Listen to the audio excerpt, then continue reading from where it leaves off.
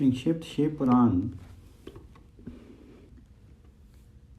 वायवीय संहिता नैमिषारण्य में दीर्घ सत्र के अंत में मुनियों के पास वायु देवता का आगमन, उनका सत्कार तथा ऋषियों के पूछने पर वायु के द्वारा पशु पाश एवं पशुपति का तात्विक विवेचन। सूजी कहते हैं, मुनिवरों, उस समय उत्तम व्रत का पालन करने वाले उन महाभाग महर्षियों ने उस देश में महादेव जी की आराधना करते हुए एक महान यज्ञ का आयोजन किया। वह यज्ञ जब आरंभ हुआ तब महर्षियों को सर्वथा आश्चर्यजनक ज्ञान पड़ा। ये जान पड़ा तदंतर समय बीतने पर जब प्रचुर दक्षिणाओं से युक्त वह यज्ञ समाप्त हुआ, तब ब्रह्मा जी की आज्ञा से वायुदेव स्वयं वहां पधारे। उनको आया देख करके दीर्घकालिक यज्ञ का अनुष्ठान करने वाले वे मुनि ब्रह्मा जी की बात को याद करके अनुपम हर्ष का अनुभव करने लगे। उन सब ने उठ करके आकाश जन्मा वायु देवता को प्रणाम किया और उन्हें बैठने के लिए एक सोने का बना हुआ आसन दिया। वायु देवता उस आसन पर बैठे। मुनियों ने उनकी विधिवत पूजा की। तदंतर उन सब का अभिनंदन करके वे कुशल मंगल पूछने लगे। वायु देवता बोले, ब्राह्मणों, इस महान यज्ञ का अनुष्ठान पूर्ण होने तक तुम सब लोग सकुशल रहना। यज्ञ हंता देवद्रोही दैत्यों ने तुम्हें बाधा तो नहीं पहुंचाई?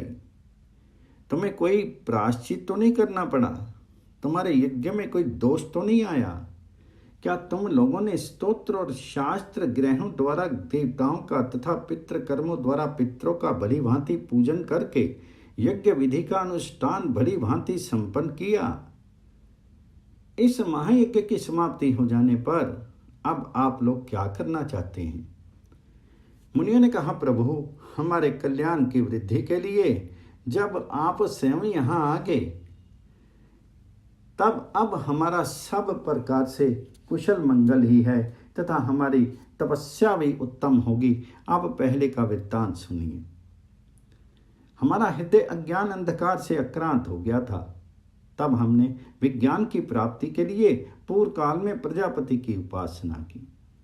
शरणागत वत्सल प्रजापति ने हम शरणागतों पर कृपा करके इस प्रकार कहा, ब्राह्मणों, रुद्रदेव सबसे श्रेष्ठ है। वे ही परम कारण हैं। उन्हें तर्क से नहीं जाना जा सकता। भक्तिमान पुरुष ही उनके स्वरूप को ठीक ठीक देखते हैं और समझते हैं। भक्ति भी उनकी कृपा से ही मिलती है और उस कृपा से ही परम आनंद की प्राप्ति होती है। अतः उनके कृपा प्रसाद को प्राप्त करने के लिए तुम लोग नैमिषारण्य में यज्ञ का आयोजन करो। दीर्घ काल तक चलने वाले उसी यज्ञ के द्वारा परम कारण रुद्रदेव की आराधना करो। यज्ञ के अंत में उन रुद्रदेव के कृपा प्रसाद से वायु देवता वहां पधारेंगे। उनके मुख से वहां तुम्हें ज्ञान लाभ होगा और उससे कल्याण की प्राप्ति होगी। महाभाग ऐसा आदेश देकर के परमेष्ठी ने हम सबको यहाँ भेजा। हम इस देश में आपके आगमन की प्रतीक्षा करते हुए 1,000 दिव्य वर्षों तक दीर्घकालिक यज्ञ के अनुष्ठान में लगे रहे। अतः इस समय आपके आगमन के सिवा हमारे लिए दूसरी कोई प्रार्थनीय वस्तु नहीं है। दीर्घ काल से यज्ञ अनुष्ठान में लगे हुए उन महर्षियों का ये पुरातन वृत्तांत सुनकर के वायु देवता मन ही मन प्रसन्न होकर के मुनियों से घिरे हुए वहां बैठे रहे। फिर उन सब के पूछने पर उनके भक्ति भाव की वृद्धि के लिए उन्होंने भगवान शंकर की सृष्टि आदि ऐश्वर्य को संक्षेप में बताया। नैमिषारण्य के ऋषियों ने पूछा, देव, आपने ईश्वर विषयक ज्ञान कैसे प्राप्त किया तथा आप अव्यक्त जन्मा ब्रह्मा जी के शिष्य किस प्रकार हुए? तो वायु देवता बोले, महर्षियों, 19वें कल्प का नाम श्वेत लोहित कल्प समझना चाहिए। उसी कल्प में चतुर्मुख ब्रह्मा ने सृष्टि की कामना से तपस्या की।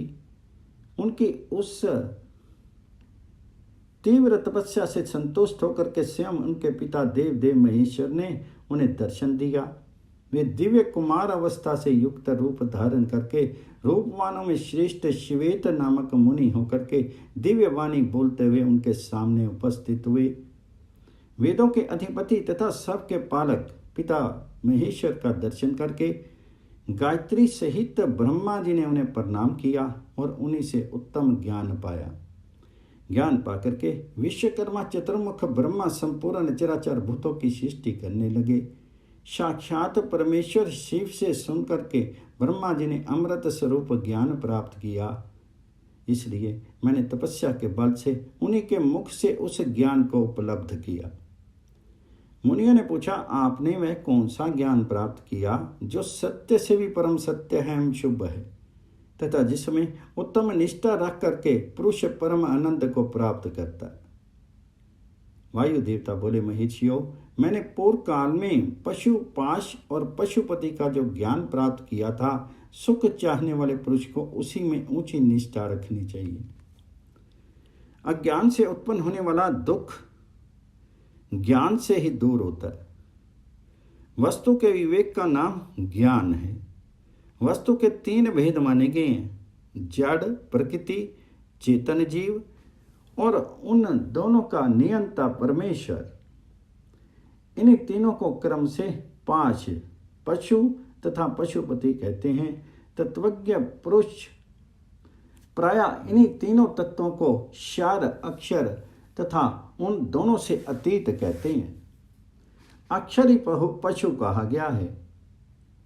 क्षार तत्व का ही नाम पाश है तथा क्षार और अक्षर दोनों से परे जो परम तत्व है उसी को पति या पशुपति कहते हैं।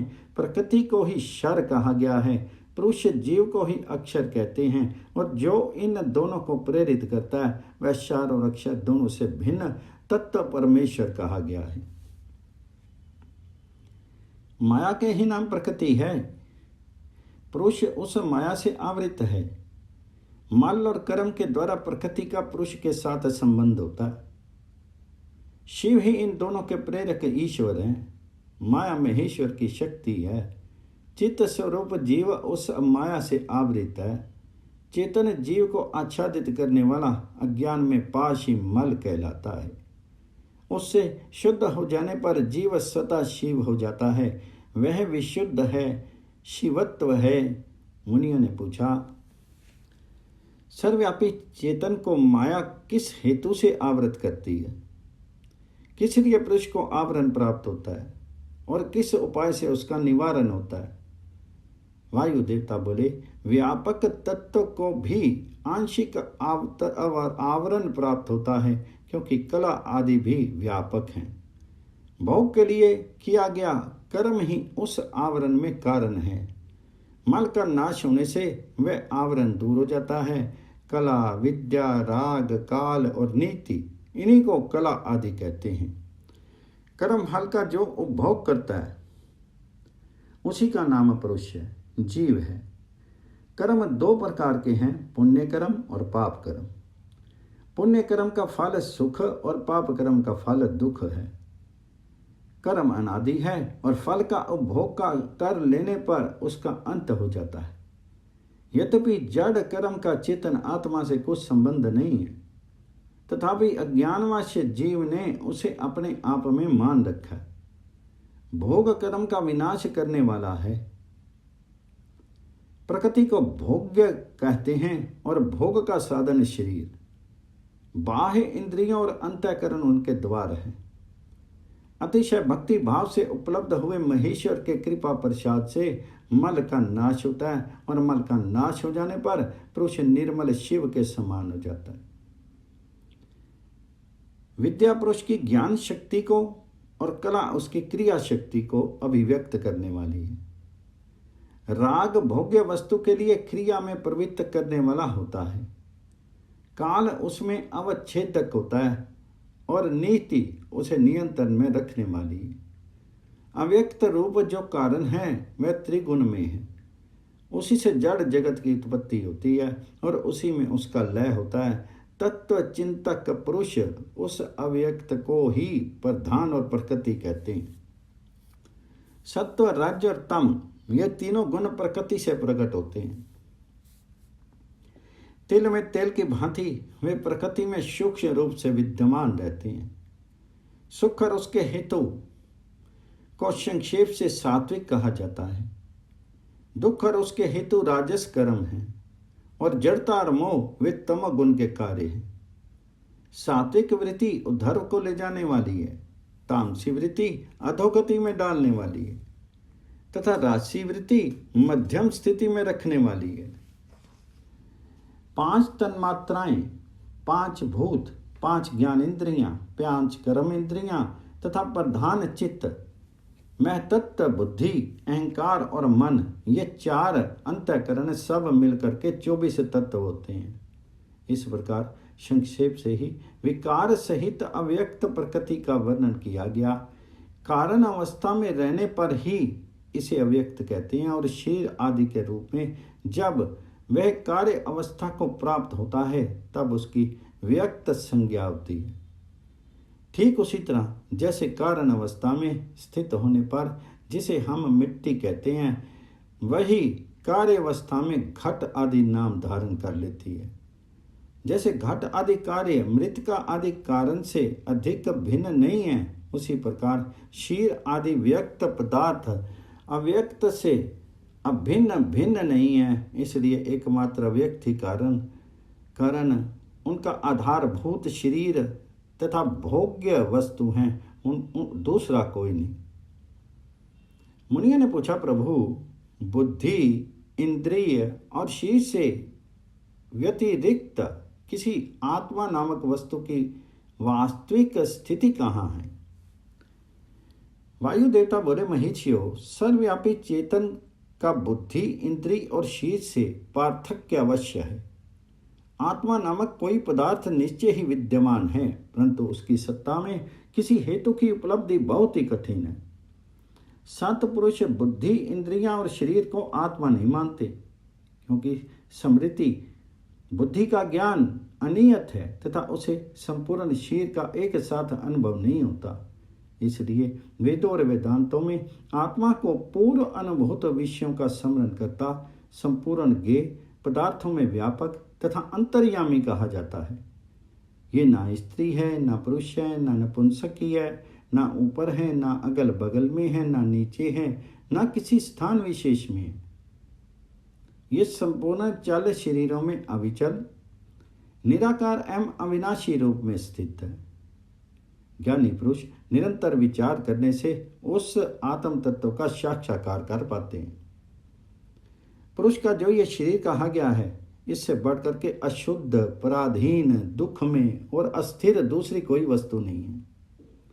शरीर सब विपत्तियों का मूल कारण है। उससे युक्त हुआ पुरुष अपने कर्म के अनुसार सुखी, दुखी और मूढ़ होता है। जैसे पानी से सींचा हुआ खेत अंकुर उत्पन्न करता है, उसी प्रकार अज्ञान से आप्लावित हुआ कर्म नूतन शरीर को जन्म देता है। ये शरीर अत्यंत दुखों के आले माने जाते हैं। इनकी मृत्यु अनिवार्य होती है। भूतकाल में कितने ही शरीर नष्ट हो गए और भविष्यकाल में सहस्त्रों शरीर आने वाले हैं। वे सब आकर जब जीर्ण शीर्ण हो जाते हैं, तब पुरुष उन्हें छोड़ देता है। कोई भी जीवात्मा किसी भी शरीर में अनंत काल तक रहने का अवसर नहीं पाता है। यहाँ स्त्रियों, पुत्रों और बंधु बांधवों से जो मिलन होता है, वह पथिक को मार्ग में मिले हुए दूसरे पथिकों के समागम के ही समान है। जैसे महासागर में एक काष्ठ कहीं से और दूसरा काष्ठ कहीं से बहता आता है, वे दोनों काष्ठ कहीं थोड़ी देर के लिए मिल जाते हैं और मिल करके फिर बिछुड़ जाते हैं। उसी प्रकार प्राणियों का ये समागम भी संयोग वियोग से युक्त है। ब्रह्मा जी से लेकर के स्थावर प्राणियों तक सभी जीव पशु कहे गए हैं। उन सभी पशुओं के लिए ही यह दृष्टांत या दर्शन शास्त्र कहा गया है। यह जीव पाशों में बनता है और सुख दुख भोगता है, इसलिए पशु कहलाता है। ये ईश्वर की लीला का साधन भूत है, ऐसा ज्ञानी महात्मा कहते हैं। अध्याय 4-5 पूर्ण। छठे अध्याय में महेश्वर की महत्ता का प्रतिपादन। वायु देवता कहते हैं, महर्षियों, इस विश्व का निर्माण करने वाला कोई पति है जो अनंत रमणीय गुणों का आश्रय कहा गया है। वही पशुओं को पाश से मुक्त करने वाला है। उसके बिना संसार की सृष्टि कैसे हो सकती है? क्योंकि पशु अज्ञानी और पाश अचेतन है। प्रधान परमाणु आदि जितने भी जड़ तत्व हैं, उन सब का कर्ता वह पति ही है। ये बात स्वयं समझ में आ जाती है। किसी बुद्धिमान या चेतन कारण के बिना इन सब जड़ तत्वों का निर्माण कैसे संभव है? पशु, पाश और पति का जो वास्तव में पृथक पृथक स्वरूप है, उसे जानकर ही ब्रह्मवेत्ता पुरुष योनि से मुक्त होता है। क्षार और अक्षर ये दोनों एक दूसरे से संयुक्त होते हैं। पति या महेश्वर ही व्यक्त व्यक्त जगत का भरण पोषण करते हैं। वे ही जगत को बंधन से छुड़ाने वाले हैं। भोक्ता, भोग्य और प्रेरक ये तीन ही तत्व जानने योग्य हैं। विज्ञ पुरुषों के लिए इनसे भिन्न दूसरी कोई वस्तु जानने योग्य नहीं है। सृष्टि के आरंभ में एक ही रुद्र देव विद्यमान रहते हैं, दूसरा कोई नहीं होता। वे ही इस जगत की सृष्टि करके इसकी रक्षा करते और अंत में सबका संहार कर डालते हैं। उनके सब और नेत्र हैं, सब और मुख हैं, सब और भुजाएं हैं और सब और चरण हैं। वे ही सबसे पहले देवताओं में ब्रह्मा जी को उत्पन्न करते हैं। श्रुति कहती है कि रुद्रदेव सबसे श्रेष्ठ महान ऋषि हैं। मैं इन महान अमृत स्वरूप अविनाशी पुरुष परमेश्वर को जानता हूँ। इनकी कांति सूर्य के समान है। ये प्रभु अज्ञान अंधकार से परे विराजमान है। इन परमात्मा से परे दूसरी कोई वस्तु नहीं है। इनसे अत्यंत सूक्ष्म और इनसे अधिक महान भी कुछ नहीं है। इनसे ये सारा जगत परिपूर्ण है। इनके सब और हाथ, पैर, नेत्र, मस्तक, मुख और कान हैं। ये लोक में सबकी व्याप्त करके स्थित हैं। ये संपूर्ण इंद्रियों के विषयों को जानने वाले हैं, परंतु वास्तव में सब इंद्रियों से रहित हैं। सबके स्वामी, शासक, शरणदाता और सहित हैं। ये नेत्र के बिना भी देखते हैं और कान के बिना भी सुनते हैं। ये सब को जानते हैं, किंतु इनको पूर्ण रूप से जानने वाला कोई नहीं है। इन्हें परम पुरुष कहते हैं। ये अणु से भी अत्यंत अणु और महान से भी परम महान हैं। ये अविनाशी महेश्वर इस जीव की हृदय गुफा में निवास करते हैं। एक साथ रहने वाले दो पक्षी एक ही वृक्ष शरीर का आश्रय लेकर के रहते हैं। उनमें से एक तो उस वृक्ष के कर्म रूप फलों का स्वाद ले लेकर के उपभोग करता है, किंतु दूसरा उस वृक्ष के फल का उपभोग ना करता हुआ केवल देखता रहता है। जीवात्मा इस वृक्ष के प्रति आसक्ति में डूबा हुआ है, अतः मोहित होकर के शोक करता रहता है। वह जब कभी भगवत कृपा से भक्त सेवित परम कारण रूप परमेश्वर का और उसकी महिमा का साक्षात्कार कर लेता है, तब शोक रहित होकर के सुखी हो जाता है। छंद, यज्ञ, क्रतु तथा भूत, वर्तमान और भविष्य संपूर्ण विश्व को वह मायावी रचता है और माया से ही उसमें प्रविष्ट होकर के रहता है। प्रकृति को ही माया समझना चाहिए और महेश्वर ही वह माया की ही है। ये विश्वकर्मा महेश्वर ही परम देवता परमात्मा है, जो सबके हृदय में विराजमान है। उन्हें जानकर के ही पुरुष परम आनंद में अमृत का अनुभव करता है। ब्रह्मा से भी श्रेष्ठ असीम एवं अविनाशी परमात्मा में विद्या और अविद्या दोनों गूढ़ भाव से स्थित है। विनाशशील जड़ वर्ग को ही यहाँ अविद्या कहा गया है और अविनाशी जीव को विद्या नाम दिया गया है। जो उन दोनों विद्या और अविद्या पर शासन करते हैं, वह महेश्वर उनसे सर्वथा भिन्न विलक्षण है।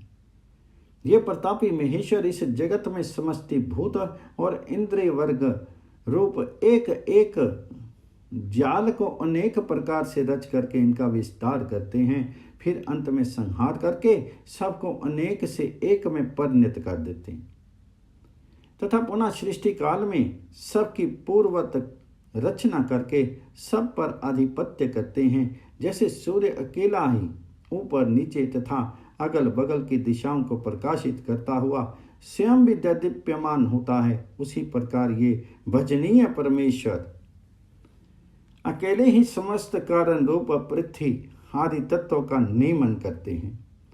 श्रद्धा और भक्ति के भाव से प्राप्त होने योग्य आशय रहित कहे जाने वाले, जगत की उत्पत्ति और संहार करने वाले, कल्याण स्वरूप एवं 16 कलाओं की रचना करके उन महादेव को जो जानते हैं, वे शीर के बंधन को सदा के लिए त्याग देते हैं, अर्थात जन्म मृत्यु के चक्कर से छूट जाते हैं।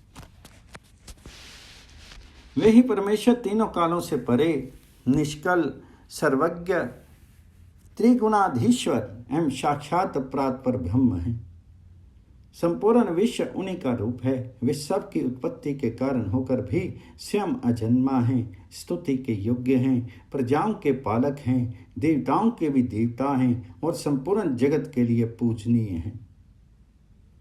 अपने हृदय में विराजमान उन परमेश्वर की हम उपासना करते हैं, जो काल आदि से परे, जिससे ये समस्त प्रपंच प्रकट होता है, जो धर्म के पालक, पाप के नाशक, भोगों के स्वामी हैं और संपूर्ण विश्व के धाम हैं, जो ईश्वरों के भी परम महेश्वर, देवताओं के भी परम देवता तथा पतियों के भी परम पति हैं। उन भुवनेश्वरों के भी ईश्वर महादेव को हम सबसे परे जानते हैं। उनके शरीर रूप कार्य और इंद्रिय तथा मन रूपी कारण नहीं है। उनके समान और उनसे अधिक भी इस जगत में कोई नहीं दिखाई देता। ज्ञान, बल और क्रिया रूप उनकी स्वाभाविक पराशक्ति वेदों में नाना प्रकार की सुनी गई है। उन्हीं शक्तियों से इस संपूर्ण विश्व की रचना हुई है। उसका ना कोई स्वामी है, ना कोई निश्चित चिन्ह है, ना उस पर किसी का शासन है। वह समस्त कारणों का कारण होता हुआ भी उनका अधीश्वर भी है। उनका ना कोई जन्मदाता है, ना जन्म है, ना जन्म के माया माल आदि हेतु ही हैं। वह एक ही संपूर्ण विश्व में समस्त भूतों से गोह रूप से व्याप्त है। वही सब भूतों का अंतरात्मा और धर्म अध्यक्ष कहलाता है। वह सब भूतों के अंदर बसा हुआ सबका दृष्टा, साक्षी, चेतन और निर्गुण है। वह एक है, वशी है, अनेकों विवशात्मा, निष्क्रिय पुरुषों को वश में रखने वाला है। वह नित्यों का नित्य, चेतनों का चेतन, वह एक है, कामना रहित है और बहुतों की कामना पूर्ण करने वाला ईश्वर है। सांख्य और योग अर्थात ज्ञान योग और निष्काम कर्म योग से प्राप्त करने योग्य सबके कारण रूप उन जगदीश्वर परम देव को जान करके जीव संपूर्ण पाशों बंधनों से मुक्त हो जाता है। वे संपूर्ण विश्व के सृष्टा, सर्वज्ञ, स्वयं ही अपने प्राकट्य के हेतु ज्ञान स्वरूप, काल के भी सृष्टा, संपूर्ण दिव्य गुणों से संपन्न, प्रकृति और जीवात्मा के स्वामी, समस्त गुणों के शासक तथा संसार बंधन से छुड़ाने वाले हैं। जिन परम देव ने सबसे पहले ब्रह्मा जी को उत्पन्न किया और स्वयं उन्हें वेदों का ज्ञान दिया, अपने स्वरूप विषयक बुद्धि को प्रसन्न विकसित करने वाले उन परमेश्वर शिव को जान करके मैं इस संसार बंधन से छूटने के लिए उनकी शरण में जाता हूँ। ये वेदांत शास्त्र का परम गोपनीय ज्ञान है। पूर्व कल्प में मुझे इसका उपदेश किया गया था। मैंने बड़े भारी सौभाग्य से ब्रह्मा जी के मुख से इस ज्ञान को पाया था। जो शम दम से रहित हो, उसे इस परम उत्तम ज्ञान का उपदेश नहीं देना चाहिए। जो अपना पुत्र सदाचारी और शिष्य ना हो, उसे भी नहीं देना चाहिए। जिनकी परम देव परमेश्वर में परम भक्ति है, जैसे परमेश्वर में वैसे ही गुरु में भी है, उस महात्मा पुरुष के हृदय में ही ये बताए हुए रहस्य में अर्थ प्रकाशित होते हैं। अतः संक्षेप से ये अर्थ, ये सिद्धांत की बात सुनो। भगवान शिव प्रकृति और पुरुष से परे हैं। वे ही सृष्टि काल में जगत को रचते हैं और संहार काल में पुनः सबको आत्मसात कर लेते हैं। अध्याय 6 पूर्ण।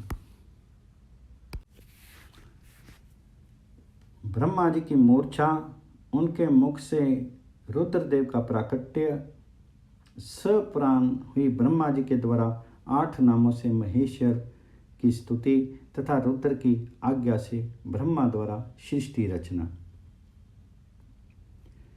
तदंतर काल महिमा परले ब्रह्मांड की स्थिति तथा सर्ग आदि का वर्णन करके वायु देवता ने कहा, पहले ब्रह्मा जी ने 5 मानस पुत्रों को उत्पन्न किया जो उनके ही समान थे। उनके नाम इस प्रकार हैं, सनक, सनंदन, विद्वान, सनातन, ऋभु और सनत कुमार। ये सब के सब योगी, वीतराग और ईर्ष्या दोष से रहित थे। इन सब का मन ईश्वर के चिंतन में लगा रहता था, इसलिए उन्होंने सृष्टि रचना की इच्छा नहीं की। सृष्टि से विरत होकर के सनत आदि महात्मा जब चले गए, तब ब्रह्मा जी ने पुनः सृष्टि की इच्छा से बड़ी भारी तपस्या की। इस प्रकार दीर्घ काल तक तपस्या करने पर भी जब कोई काम नहीं बना, तब उनके मन में दुख हुआ। उस दुख से क्रोध प्रकट हुआ। क्रोध से आविष्ट होने पर ब्रह्मा जी के दोनों नेत्रों से आंसू की बूंदें गिरने लगी। उन अश्रु बिंदुओं से भूत प्रेत उत्पन्न हुए। अश्रु से उत्पन्न हुए उन सब भूत प्रेतों को देख करके ब्रह्मा जी ने अपनी निंदा की। उस समय क्रोध और मोह के कारण उन्हें तीव्र मूर्छा आ गई। क्रोध से आविष्ट हुए प्रजापति ने मूर्छित होने पर अपने प्राण त्याग दिए। तब प्राणों के स्वामी भगवान नील लोहित रुद्र अनुपम कृपा प्रसाद प्रकट करने के लिए ब्रह्मा जी के मुख से वहां प्रकट हुए। उन जगदीश्वर प्रभु ने अपने को 11 रूपों में प्रकट किया। महादेव जी ने अपने उन महामना 11 स्वरूपों से कहा, बच्चों, मैंने लोक पर अनुग्रह करने के लिए तुम लोगों की सृष्टि की है, अतः तुम आलस्य रहित होकर के संपूर्ण लोक की स्थापना, हित साधन तथा प्रजा संतान की वृद्धि के लिए प्रयत्न करो। महेश्वर के ऐसा कहने पर वे रोने और चारों ओर दौड़ने लगे। रोने और दौड़ने के कारण उनका नाम रुद्र हुआ। जो रुद्र है वे निश्चय ही प्राण हैं, और जो प्राण हैं वे महात्मा रुद्र हैं।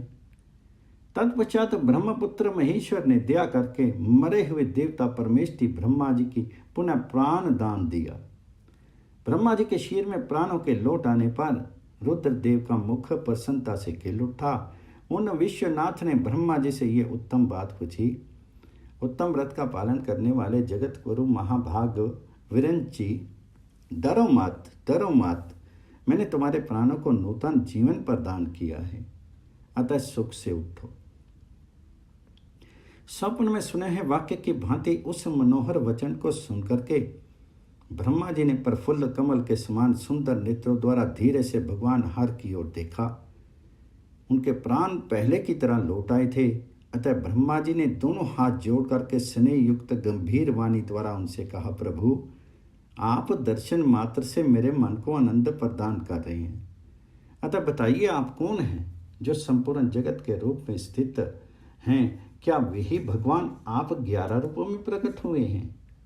उनकी ये बात सुनकर के देवताओं के स्वामी महेश्वर अपने परम सुखदायक कर कमलों द्वारा ब्रह्मा जी का स्पर्श करते हुए बोले, देव, तुम्हें ज्ञात होना चाहिए कि मैं परमात्मा हूँ और इस समय तुम्हारा पुत्र होकर के प्रकट हुआ हूँ।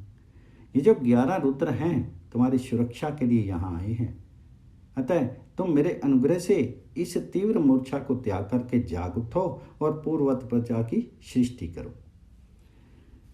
भगवान शिव के ऐसा कहने पर ब्रह्मा जी के मन में बड़ी प्रसन्नता हुई। उन विष आत्मा ने 8 नामों द्वारा परमेश्वर शिव का स्तमन किया।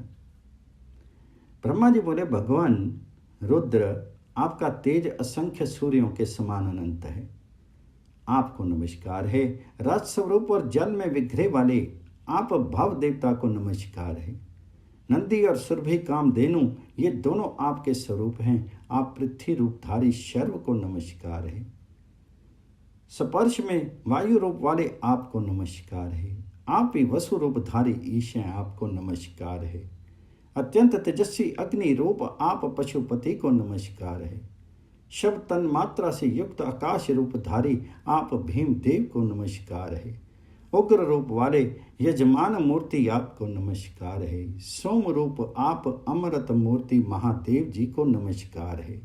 इस प्रकार 8 मूर्ति और 8 नाम वाले आप भगवान शिव को मेरा नमस्कार है। इस प्रकार विश्वनाथ महादेव जी की स्तुति करके लोक पिता में ब्रह्मा ने प्रणाम पूर्वक उनसे प्रार्थना की, भूत भविष्य और वर्तमान के स्वामी मेरे पुत्र भगवान महेश्वर कामनाशन, आप सृष्टि के लिए मेरे शीर से उत्पन्न हुए हैं, इसलिए जगत प्रभु इस महान कार्य में संलग्न हुए मुझे ब्रह्मा की आप सर्वत्र सहायता करें और स्वयं भी प्रजा की सृष्टि करें। ब्रह्मा जी के इस प्रकार प्रार्थना करने पर कल्याणकारी त्रिपुरनाशक रुद्रदेव ने बहुत अच्छा कह करके उनकी बात मान ली। तदंतर प्रसन्न हुए महादेव जी का अभिनंदन करके सृष्टि के लिए उनकी आज्ञा पा करके भगवान ब्रह्मा ने अन्य प्रजाओं की सृष्टि आरंभ की। उन्होंने अपने मन से ही मरीचि, भृगु, अंगरा, पुलस्स, पुलय, क्रतु, अत्रि और वशिष्ठ की सृष्टि की। ये सब ब्रह्मा जी के पुत्र कहे गए हैं। धर्म, संकल्प और रुद्र के साथ इनकी संख्या 12 होती है। ये सब पुराने ग्रस्त हैं। देवगणों सहित इनके 12 दिव्य वंश कहे गए हैं, जो प्रज्ञावान, प्रजावान, क्रियावान तथा महेशियों से अलंकृत हैं। तत्पश्चात जल पर स्थित हुए रुद्र सहित ब्रह्मा जी ने देवताओं, असुरों, पितरों और मनुष्यों की सृष्टि करने का विचार किया। ब्रह्मा जी ने सृष्टि के लिए समाधिस्थ होकर अपने चित्त को एकाग्र किया। तत्पश्चात मुख से देवताओं को, कोख से पितरों को, कटी के अगले भाग से असुरों को तथा प्रजन इंद्रियों लिंग से सब मनुष्यों को उत्पन्न किया। उनके गुदा स्थान से राक्षस उत्पन्न हुई, जो सदा भूख से व्याकुल रहते हैं।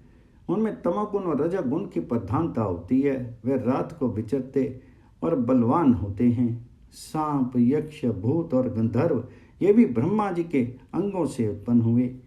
उनके पक्ष भाग से पक्षी हुए। वक्षस्थल से अजंगम स्थावर प्राणियों का जन्म हुआ। मुख से बकरों और पार्श्व भाग से भुजंगमों की उत्पत्ति हुई। दोनों पैरों से घोड़े, हाथी, शरभ, नीलगाय, मृग, ऊंट, खच्चर, न्यंकु नामक मृग तथा पशु जाति के अन्यान्य प्राणी उत्पन्न हुए। रोमावलियों से औषधियाँ और फल मूलों का प्राकट्य हुआ। ब्रह्मा जी के पूर्ववर्ती मुख से गायत्री छंद, ऋग्वेद, त्रिवत, सोम, रथंतर, साम तथा अग्निष्टोम नामक यज्ञ की उत्पत्ति हुई। उनके दक्षिण मुख से यजुर्वेद, त्रिष्टुप, छंद, पंचदश्य, स्तोम, बृहत, साम और उकथत नाम यज्ञ की उत्पत्ति हुई। उन्होंने अपने पश्चिम मुख से सामवेद, जगती छंद, सप्तदश, स्तोम, वैरूप्य साम और अतिरात्र नामक यज्ञ को प्रकट किया। उनके उत्तरवर्ती मुख से एकविंश स्तोम, अथर्ववेद, आप्तोर्याम नामक यम, अनुष्टुप छंद और वैराज नामक साम का प्रादुर्भाव हुआ। उनके अंगों से और भी बहुत से छोटे बड़े प्राणी उत्पन्न हुए। उन्होंने यक्ष, पिशाच, गंधर्व, अप्सराओं के समुदाय, मनुष्य, किन्नर, राक्षस, पक्षी, पशु, मृग और सर्प आदि संपूर्ण नित्य और अनित्य स्थावर जंगम जगत की रचना की। उनमें से जिन्होंने जैसे जैसे कर्म पूर्व कल्पों में अपनाए थे, पुनः पुनः सृष्टि होने पर उन्होंने फिर उन्हीं कर्मों को अपनाया। उस समय वे अपनी पूर्व भावना से भावित होकर के हिंसा से युक्त मृदु, कठोर, धर्म, अधर्म तथा सत्य और मिथ्या कर्म को अपनाते हैं, क्योंकि पहले की वासना के अनुकूल कर्म ही उन्हें अच्छे लगते हैं। इस प्रकार विधाता ने ही स्वयं इंद्रियों के विषय, भूत और शीर आदि में विभिन्नता एवं व्यवहार की सृष्टि की है। उन पितामह ने कल्प के आरंभ में देवता आदि प्राणियों के नाम, रूप तथा कार्य विस्तार को वेदोक्त वर्णन के अनुसार ही निश्चित किया। ऋषियों के नाम तथा जीव का साधक कर्म भी उन्होंने वेदों के अनुसार ही निर्दिष्ट किए। अपनी रात व्यतीत होने पर अजन्मा ब्रह्मा ने स्वरचित प्राणियों को वे ही नाम और कर्म दिए जो पूर्व काल में उन्हें प्राप्त थे। जिस प्रकार भिन्न भिन्न ऋतुओं के पुनः पुनः आने पर उनके चिन्ह और नाम रूप आदि पूर्वत रहते हैं, उसी प्रकार युग आदि काल में भी उनके पूर्व भाव की दृष्टि गोचर होते हैं। इस प्रकार संभव ब्रह्मा जी की लोक सृष्टि उन्हीं के विभिन्न अंगों से प्रकट हुई है। महज से लेकर विशेष पर्यंत सब कुछ प्रकृति का विकार है। ये प्राकृत जगत चंद्रमा और सूर्य की प्रभा से उद्भासित, ग्रह और नक्षत्रों से मंडित, नदियों, पर्वतों और समुद्रों से अलंकृत और भांति भांति के रमणीय नगरों एवं समृद्धिशाली जनपदों से शोभित है। इसी को ब्रह्मा जी का वन या ब्रह्म वृक्ष कहते हैं। उस ब्रह्म वन में अव्यक्त एवं सर्वज्ञ ब्रह्मा विचरते हैं। वह सनातनम ब्रह्म वृक्ष अव्यक्त बीज रूप से प्रकट एवं ईश्वर के अनुग्रह पर स्थित है। बुद्धि इसका तना और बड़ी बड़ी डालियां हैं। इंद्रियां भीतर के खोखले हैं। महाभूत इनकी सीमा है। विशेष पदार्थ इनके निर्मल पत्ते हैं। धर्म और अधर्म इसके सुंदर फूल हैं। इसमें सुख और दुख रूपी फल लगते हैं तथा ये संपूर्ण भूतों के जीवन का सहारा है। ब्राह्मण लोग ध्युलोक को उनका मस्तक, आकाश को नाभि, चंद्रमा और सूर्य को नेत्र, दिशाओं को कान और पृथ्वी को उनके पैर बताते हैं। वे चिंत्य स्वरूप में ईश्वरी सब भूतों के निर्माता हैं। उनके मुख से ब्राह्मण प्रकट हुए हैं। वक्षस्थल के ऊपरी भाग से क्षत्रियों की उत्पत्ति हुई है। दोनों जांघों से वैश्य और पैरों से शूद्र उत्पन्न हुए हैं। इस प्रकार उनके अंगों से ही संपूर्ण वर्णों का प्रादुर्भाव हुआ है। अध्याय 7 से 12 पौर्ण।